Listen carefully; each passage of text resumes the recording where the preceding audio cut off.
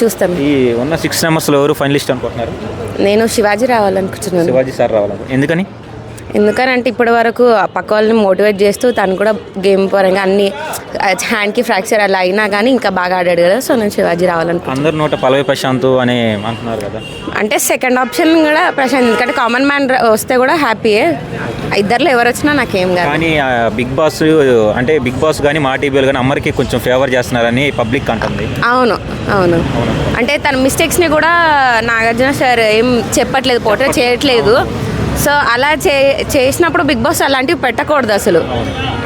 So జెన్యున్గా ఇస్తే next time season 8 అలా పెడితే ఓకే, లేదు అంటే అవసరం లేదని నేను అనుకుంటున్నారా? అంటే ఇప్పుడు ఉన్న 6 మెంబర్స్లో 5 మెంబర్స్ బాయ్స్, ఒక్క గాలే ఉందన్నమాట ఉమెన్ అని. దాని మీద మీ ఫీలింగ్స్ ఏంటి?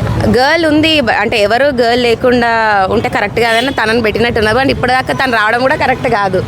ఆమె ఆడిన గేమ్ కానీ ఏం లేదు. సో ఓవరాల్గా ఎవరు ఫైనలిస్ట్ అనుకుంటున్నారు? ప్రశాంత్ అయినా లేదంటే శివాజీ గారు అయినా ఓకే. టాప్ 3లో ఎవరు ఉంటారు అనుకుంటున్నారు? శివాజీ గారు, ప్రశాంత్ గారు, ఇంకా వీళ్ళని ఫేవర్గా చూస్తున్నారు కాబట్టి అమ్మాయి అనుకుంటున్నాను. Okay, thank you.